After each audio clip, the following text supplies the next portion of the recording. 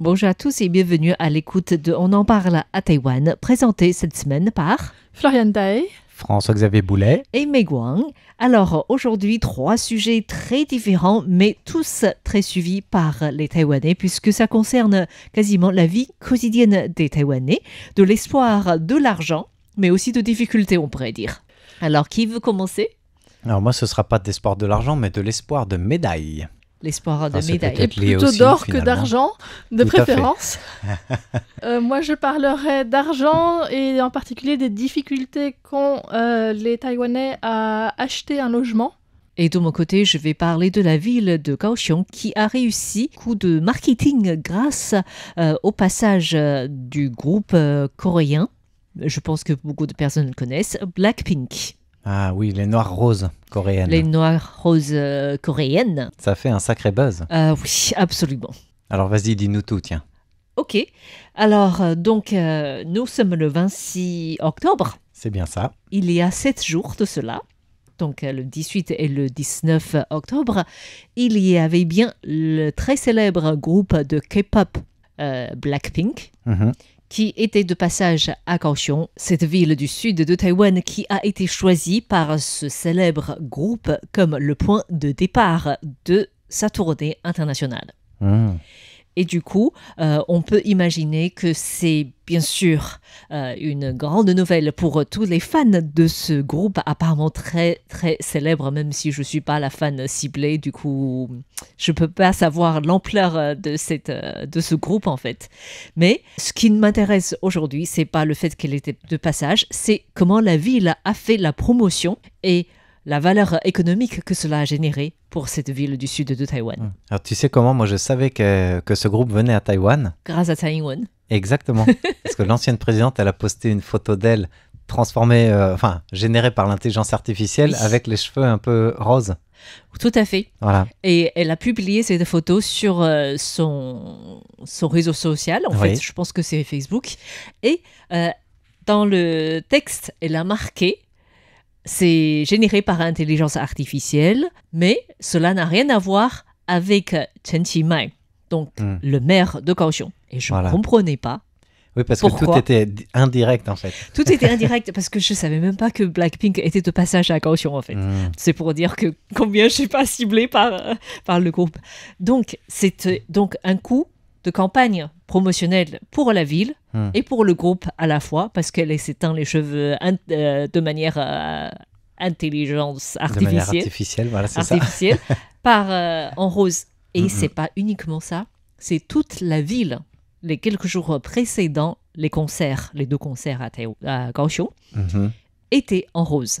C'est-à-dire toutes les grandes infrastructures au bord de la rivière de l'Amour étaient éclairées la nuit en rose. Ils ont copié la ville rose de la France. Tu sais quelle est la ville qu'on appelle la ville rose en France? Je sais qu'il y a la côte de la granite rose en Bretagne, mais je ne sais pas qu'il y a La ville une rose, ville. c'est Toulouse.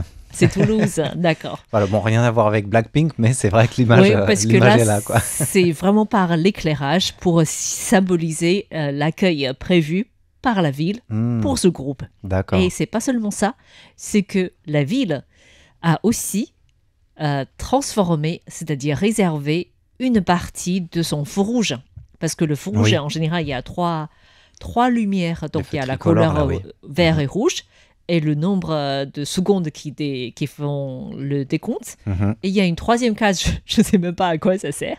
En tout cas, c'était en pink et c'était Non. marqué Rose. rose, bien sûr, avec un message destiné au Blink. Apparemment, Blink, c'est les fans de Blackpink. Je connaissais même pas. D'accord. Et c'est marqué, le message, c'était les Blink, il faut faire attention sur la route. Donc, il faut être en sécurité. En fait, tout c'est génial. toute la ville est conçue pour les Blink. Tout a Et été pour le vraiment groupe. pensé pour ça. C'était sur les passages piétons, c'est ça? C'était sur Oui, le c'est ça. passage piéton. Là où Oui. normalement il y a le petit bonhomme qui attend ou qui Voilà. avance. Et là, il y avait une case rose Ouais. destinée aux Blink D'accord. qui passait. Et c'est pas seulement ça, c'est que la mairie a aussi lancé une sorte d'alliance commerciale avec les marchés de nuit et les commerçants.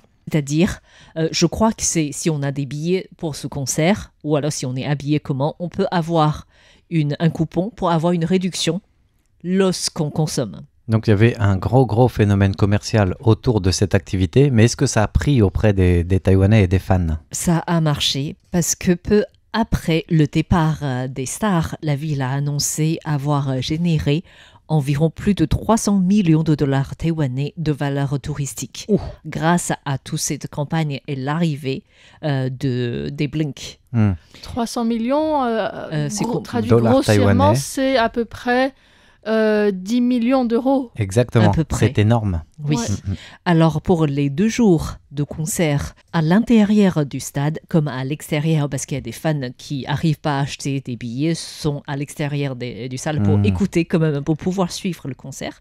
Donc en 2 jours, il y a eu 120 000 personnes qui ont suivi le concert. Et d'après la ville, la plupart de ces personnes étaient restées séjournées à Kaohsiung. D'accord. Ce qui fait qu'il y a autant de chiffres d'affaires pour le secteur touristique. Et les marchés de nuit estiment avoir eu 30% de chiffre d'affaires de plus. Et que beaucoup de personnes qui allaient consommer étaient habillées avec tous les signes nécessaires. Tout l'attirail des Blackpink, quoi. Voilà, tout à fait. Donc c'était soit en black, soit en pink. Voilà. Et le métro de Kaohsiung a eu le 18 octobre plus de 320 000 personnes passagers transportés. Au lendemain, c'était 280 000. C'est-à-dire beaucoup plus qu'à l'habitude, quoi. En fait, pour le 18, c'est l'année où il y a le plus de trafic. L'année Le jour de l'année. Le jour de l'année où il y a le plus de trafic, donc ça dépasse même le feu d'artifice, tous ces différents événements que Kaohsiung peut organiser. Voilà. Donc il y a le secteur public qui en a profité. Et en fait, ce que je voulais parler, c'est aussi Kaohsiung, depuis quelques années, avec la construction des différents stades et aussi le centre de musique pop, est devenu l'une des villes les plus fréquentées par les stars. C'est-à-dire qui vont choisir volontairement Kaohsiung au lieu de Taipei pour donner leur concert. Et du coup, la ville a également déclaré que pour l'année 2025, la ville aurait généré plus de 3,3 milliards de dollars taïwanais grâce aux différents concerts qu'elle accueille. Et 1/10 juste pour Blackpink. Voilà, 1/10 pour Blackpink, donc plus de 100 millions d'euros grâce aux différents concerts. Et la ville a expliqué que la plupart du temps, il y a bien sûr des touristes étrangers qui dépensent plus en termes d'hébergement, mais la plupart du temps, ce sont des Taïwanais qui voyagent depuis d'autres villes à Kaohsiung. Parce que d'après ce que j'ai compris, c'est que je pense que tout est calculé volontairement ou involontairement. C'est-à-dire, si on veut suivre un concert la nuit à Kaohsiung, on peut rater justement le dernier TGV pour aller ailleurs. D'accord. Ce qui fait que tout on est obligé de rester, quoi. En gros, c'est plus raisonnable de rester que d'avoir un risque de rater son TGV. Voilà. Donc, pour la ville, par exemple, pour le Blackpink, tous les hôtels étaient réservés, de la ville étaient réservés à 90%. Et de manière générale, pendant les concerts, c'est 70% de fans qui restent en ville, ce qui augmente 48% de dépenses dans le secteur hébergement et 10% dans le secteur de la restauration. Du coup, l'hôtellerie fait plus ses chiffres lors de concerts comme Blackpink que lors des retours en famille du Nouvel An, en fait, ou presque. Tout à fait. Tout à fait. Et c'est pour cela que c'était vraiment un événement majeur pour la ville de Kaohsiung qui a plusieurs grandes salles capables d'attirer entre 6 000 à 40 000 personnes à la fois. Donc, c'est pas plus important que le grand dôme Taipei Dome qui a été construit, qui peuvent accueillir, je crois, 50 000 fans à la fois. Mais étant donné que l'aéroport est juste en ville directe de Kaohsiung, pour les stars, l'accès est facile, quoi. L'accès est plus facile. Il est juste à côté, puis il y a le métro aussi directement. Tout à fait. Alors que si c'est pour les stars qui viennent de l'étranger, à moins qu'on vienne du Japon ou de la Corée, il est possible d'avoir certains vols qui atterrissent directement à l'aéroport Songshan au cœur de Taipei. Pour le reste, il faut passer à Taoyuan. Donc une autre ville moins directe. Et ce qui fait que de plus en plus de groupes aiment bien faire leurs concerts dans le sud. Il faut dire ce qui est aussi tout ce qui a été développé au niveau culturel et artistique à Kaohsiung, qu'on pourrait appeler le quartier ou capitale culturelle en fait, c'est à échelle humaine, c'est très agréable aussi à vivre et à s'installer, tout est sur place. Et aussi les prix au quotidien, c'est moins cher que Taipei. C'est vrai. Voilà, du coup, les gens, les Taïwanais qui voyagent jusqu'à Kaohsiung sont prêts à dépenser aussi, en fait, par exemple. Oui, et puis c'est ça, il y a du côté du port, le centre de musique actuel, et puis d'autres lieux. Oui. Et puis de l'autre côté de Kaohsiung, il y a aussi le centre Weiwuying, qui a été construit il y a une dizaine d'années, peut-être maintenant. Avec beaucoup de concerts plus classiques aussi, en fait. C'est ça, oui, avec un autre registre, disons, tout à fait. de musique, mais qui est aussi très apprécié et qui est dans un parc énorme, et donc c'est aussi un cadre très, très agréable. Je pense que tout cela explique l'essor de Kaohsiung sur le plan touristique pour Taïwan, en fait. Oui, ça montre qu'il y en a pour tous les goûts et les couleurs, et pas que du noir et du rose. Voilà, ça nous permet de penser au logement. Est-ce qu'il est facile d'avoir un logement à Kaohsiung? En tout cas, c'est plus facile à Kaohsiung qu'à Taipei. Oui, effectivement, c'est plus facile à Kaohsiung qu'à Taipei.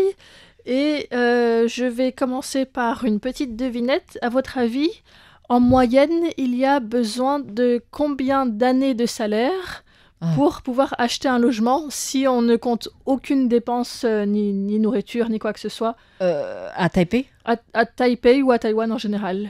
Ça, c'est compliqué parce que ça doit être super différent en fonction que tu sois en ville ou pas en ville. Et puis en fonction aussi de la taille de l'immobilier, etc. Aussi, mais au moins globalement... Qui dit plus, qui dit moins? Après, ça dépend. Ouais, c'est difficile parce que, encore une fois, ça dépend villes. vraiment des villes, ça dépend aussi des salaires. Et à Taïwan, c'est assez disparate. Moi, je sais pas, je dirais 15 ans. Alors, 15 ans, c'est le chiffre qui est donné pour Taipei, effectivement. Et en moyenne, à Taïwan, c'est plutôt autour de 10 ans de salaire. Mais donc, en n'ayant aucune dépense à côté, ce qui n'est pas possible. Et donc, ça fait que souvent, les prêts s'étalent sur au moins 20 ans, quoi. Oui. Au moins, oui. Voilà. De toute façon, c'est la pratique à Taïwan. C'est le tarif de base, j'allais dire, pour un emprunt auprès d'une banque, c'est 20 ans, contrairement en France où c'est souvent 25 ans. D'accord. Ça dépend vraiment des cas particuliers, après, bien sûr. Mais selon les dernières statistiques... Donc, en fait, je vais reprendre un petit peu avant. Il y a une enquête par le site III, donc là, un site de recherche d'emploi qui s'appelle, en français, ce serait 1111, donc, qui a publié les résultats d'une enquête sur la pression exercée pour l'achat d'un logement sur les salariés. Et donc, selon les dernières statistiques publiées par le ministère de l'Intérieur, environ 44% des employés sont endettés sur un plan hypothécaire au premier trimestre 2025. Donc, ça veut dire que près de la moitié des gens, en fait, ont un prêt immobilier parmi les gens qui sont employés.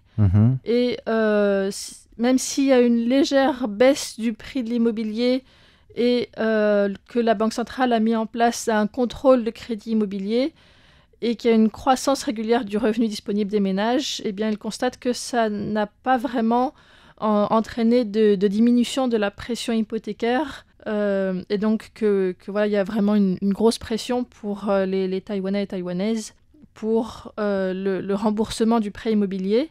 Et donc parmi ils disent que pour la moitié des adultes qui ont un emploi et un crédit immobilier, environ 65% de leur salaire mensuel est consacré au remboursement de leurs prêts. 65%. Ouais. Donc c'est énorme en fait. Ils disent le taux confortable, c'est environ 30% du salaire pour le remboursement du prêt. Ouais, parce qu'après, tu as toutes les dépenses liées au quotidien. C'est ça, ouais. Et donc ça représente un montant de 32 000 $ taïwanais par mois, sachant que le salaire minimum de base, le SMIC, c'est à peu près 28 000 $ taïwanais. Donc ce sont vraiment des personnes qui ont un salaire supérieur, qui se sont permis d'acheter un logement et qui dépensent plus qu'un SMIC chaque mois pour rembourser leur prêt hypothécaire. Donc l'équivalent de 1 000 € grosso modo de remboursement, quoi, c'est pour ça. Les 32 000. Ouais, c'est ça. Donc ce qu'on appelle la pression hypothécaire, c'est la pression financière et le stress lié au remboursement d'un prêt pour l'achat d'un logement. Et sur une échelle de 0 à 10, l'indice global de pression hypothécaire s'élève à 6,3 à Taïwan. Donc ça indique un pouvoir d'achat relativement réduit. Et cette pression hypothécaire, elle s'explique, selon les répondants de cette enquête, donc par des prix immobiliers très élevés pour 70%, par le poids important des remboursements hypothécaires pour 60%, par la difficulté à avoir un apport personnel initial suffisant pour 36%, et par des taux d'intérêt hypothécaires trop élevés pour 32%. Zheng Zhongwei, le porte-parole de cette plateforme 1111, a déclaré que même si le prix médian national de l'immobilier a légèrement diminué et que le revenu des ménages a augmenté, il y a des aides gouvernementales qui sont, par exemple, pour les jeunes, pour des prêts immobiliers ou bien d'autres subventions, mais qui restent insuffisantes globalement pour alléger ces pressions et permettre aux gens d'acheter un logement.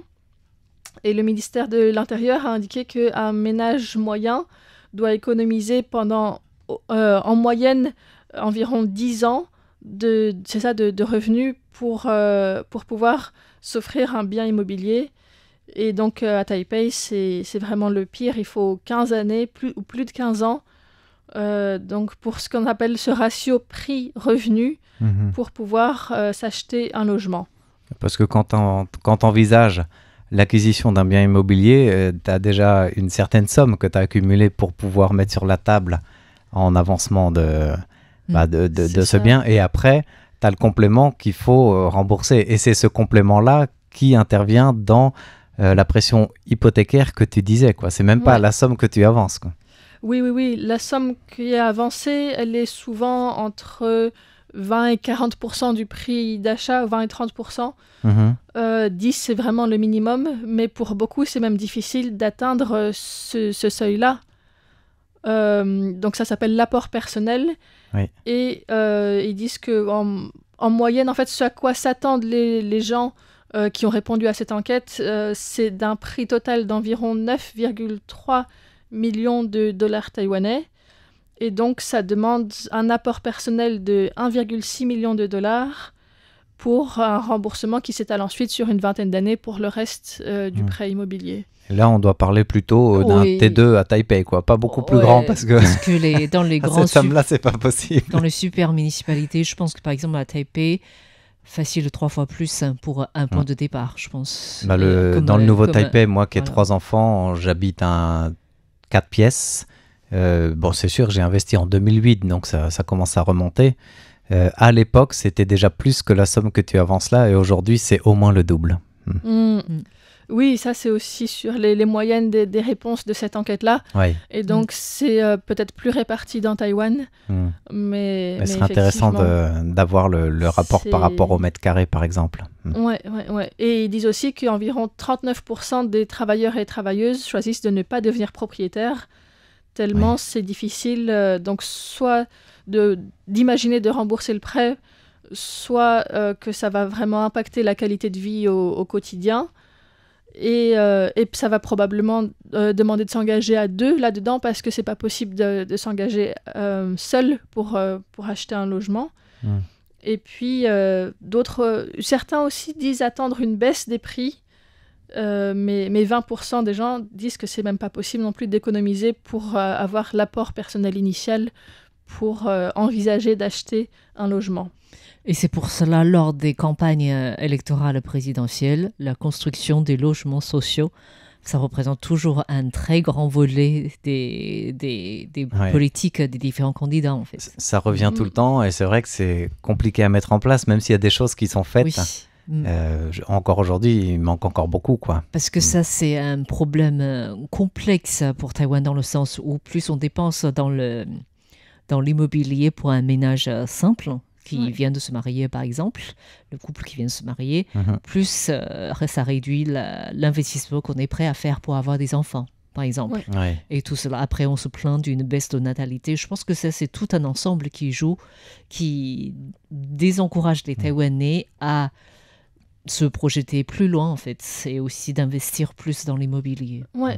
Justement, là, il disait que l'âge moyen des primo-accédants, donc ceux qui achètent un logement pour la première fois, est de 37 ans. Près de la moitié d'entre eux choisissent un agencement avec 3 chambres.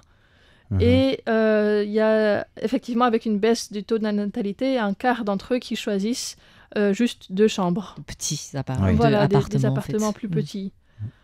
Donc voilà, ils disent que c'est vraiment difficile et de plus en plus sur ces dernières années, et que le choix de l'emplacement est aussi devenu vraiment secondaire, où maintenant c'est plus une question de qu'est-ce qu'on peut se permettre plutôt de quoi on a envie.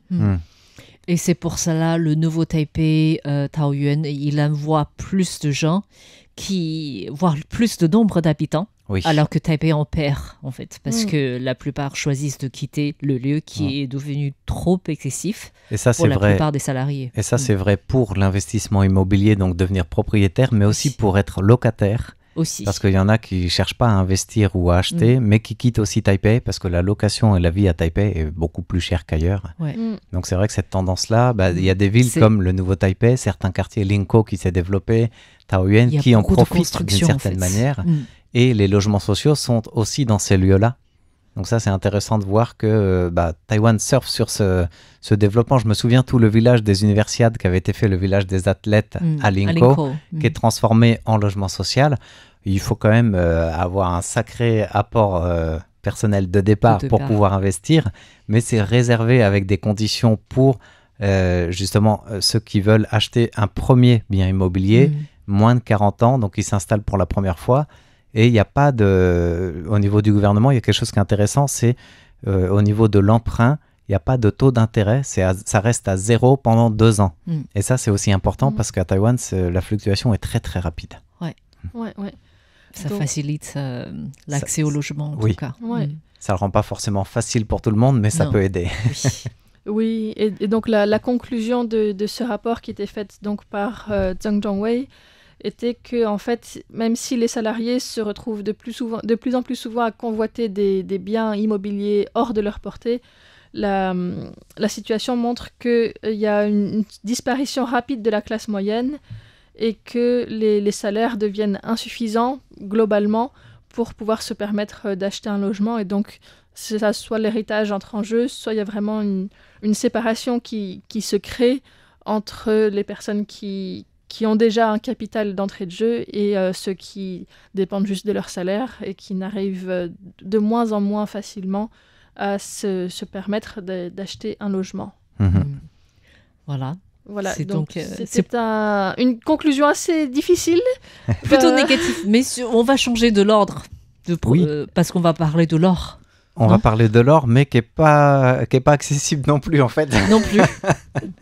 On va parler des Jeux asiatiques de la jeunesse. J'avais envie de parler de sport parce que on n'en parle pas tout le temps à l'antenne, mais surtout que cette semaine, jusqu'à la semaine prochaine, il y a la 3e édition des Jeux asiatiques de la jeunesse. Donc c'est assez rare pour être souligné. Ça a été créé en 2009. Les Jeux asiatiques des jeunes, c'est pour vraiment les juniors et les jeunes. Donc c'est moins de 16 ans qui peuvent participer à cette compétition internationale multisport. Donc il y a quasiment toutes les disciplines olympiques en lice. C'est organisé d'ailleurs par la commission asiatique olympique, enfin la fédération olympique asiatique, tous les 4 ans. Et depuis 2009 jusqu'à aujourd'hui, il n'y en a eu que 2. Parce que Covid. Ah voilà, il y a eu l'édition annulée de 2017 au Sri Lanka, c'était pas encore le Covid, mais celle de 2021 qui devait avoir lieu en Chine a été annulée à cause de Covid. Et du coup, cette année, il concourt depuis cette semaine à Bahreïn, et pourtant, c'était pas là que ça devait avoir lieu au départ. Donc, au niveau organisation, je pense qu'il y a encore des choses à peaufiner pour ces Jeux asiatiques de la jeunesse. Ça devait être... en 2029, ce sera au Cambodge, pardon. Ça devait être en Ouzbékistan. Et ça a été annulé, faute d'avancées suffisantes des infrastructures pour pouvoir accueillir tout le monde. D'accord. Du coup, ils se sont rabattus sur le Bahreïn, qui avait déjà été candidat malheureux pour l'organisation de 2021. Qui avait été remporté par la Chine, puis annulé à cause de Covid. Et puis en 2025, finalement, ça leur revient comme cela. Donc ils ont toutes les garanties nécessaires pour l'organisation de ces Jeux. Et heureusement, alors c'est indépendant de ce qu'on appelle d'habitude les championnats ou les Jeux asiatiques, que vous entendez parler des fois à l'antenne, parce qu'on parle des médailles ou de la participation de Taïwan. Là, c'est vraiment pour la jeunesse. Donc c'est vraiment les niveaux juniors, attention. Et ça, c'est important à souligner. À combien d'athlètes ? Alors, Taïwan, cette année, envoie 151 athlètes qui participent dans 16 disciplines en lice au Bahreïn. C'est la première, c'est la plus importante délégation taïwanaise. C'est que la 3e édition de ces Jeux asiatiques. En 2009 à Singapour, en 2013 à Nankin, donc c'était déjà en Chine. À 2009 à Singapour, il n'y avait qu'une quinzaine de pays. Et là, cette année, ils sont 45 pays. Donc ça monte en flèche. Ça prend d'ampleur. En 2009, il y avait un peu plus de 1000 athlètes participants. En 2013 à Nankin, c'était 2600 athlètes. Et là, cette fois-ci, c'est plus de 8000 athlètes. Donc ça prend de l'ampleur. Alors Taïwan, bien sûr, sa délégation augmente, mais 151 athlètes sur plus de 8000 participants, ça réduit aussi les chances de médailles, ça c'est sûr. Alors Taïwan a surtout souligné dans les informations la participation de Lin Li Wei. Je ne sais pas si vous connaissez, c'est un jeune de 16 ans, enfin c'est que des jeunes de toute façon qui participent. C'est un athlète prometteur en volleyball. Voilà, j'insiste sur lui parce que c'est rare à Taïwan de parler de joueurs de volleyball. C'est sûr, et quasiment pourtant, jamais en fait. On n'a pas de jambes suffisamment longues. Oui, mais en junior, le volleyball, Taïwan a gagné une médaille de bronze lors des dernières compétitions mondiales. D'accord. Et ça, c'était déjà héroïque. Et du coup, Lin Li Wei, qui était capitaine de l'équipe, du haut de ses 16 ans aujourd'hui, il est porte-drapeau de la délégation taïwanaise sur place parce que Taïwan concourra aussi, est en train de concourir en fait déjà en volleyball. D'accord. Voilà. Et porte-drapeau côté fille, c'est Wang Qieling, qui du haut de ses 15 ans représente la délégation du taekwondo. Voilà, elle est souvent déjà importante aussi dans les jeux pour Taïwan en fait, tout à dans fait. les disciplines. Alors elle est vraiment une des seules médailles d'or affichées par la délégation taïwanaise, sachant que le ministère des Sports n'a pas donné de chiffres précis ou d'espoir de médaille pour ces jeunes pour pas leur mettre la pression, et aussi parce que de toute façon pour Taïwan c'est un peu compliqué d'en avoir. Mais Wang Qieling, c'est une habituée aussi des compétitions internationales. Elle a déjà remporté la médaille d'or chez les filles de moins de 44 kilos. C'était au championnat du monde junior de taekwondo de 2024 en Corée du Sud. Et puis aux Jeux sportifs scolaires mondiaux, c'est un genre de UNSS mais au niveau mondial, elle a aussi remporté une médaille d'or. Et à l'époque, c'était déjà là où elle concourt aujourd'hui, à Bahreïn. Et du coup, ce qui est intéressant pour elle, c'est qu'elle connaît déjà le lieu. Et généralement, quand tu es en compétition, ça peut avoir un poids, une pression en moins en fait. Elle est vraiment très jeune en fait, par rapport à son parcours. Ans, tout à fait. Mais déjà 2 médailles d'or dans des compétitions qui sont peut-être pas les plus connues à l'échelle mondiale. Mais je pense qu'on va bientôt la voir au JO. Au JO, tout à fait. Et ailleurs, j'espère en tout cas. Donc elle est porte-drapeau de la délégation, elle porte des espoirs sur ses épaules pour le taekwondo, et aussi en athlétisme, on parle du pomsei, où il y a des espoirs de médailles derrière, donc à surveiller, sachant que d'après le chef de la délégation taïwanaise, ça dépendra aussi du tirage au sort, parce que quand tu es dans une compétition comme ça, le tirage au sort, donc le tableau dans lequel tu es versé, peut être plus ou moins avantageux. Voilà, donc un chapitre sur les sports qui donne plein d'espoir. Et on suivra l'actualité au fil de la semaine, un petit peu s'il y a des médailles qui arrivent aussi. Voilà, ce sera forcément couvert sur nos réseaux sociaux. Merci à tous d'avoir suivi On en parle à Taïwan de cette semaine, présenté par Florian Dai, François-Xavier Boulet et Meg Wang. Bye bye.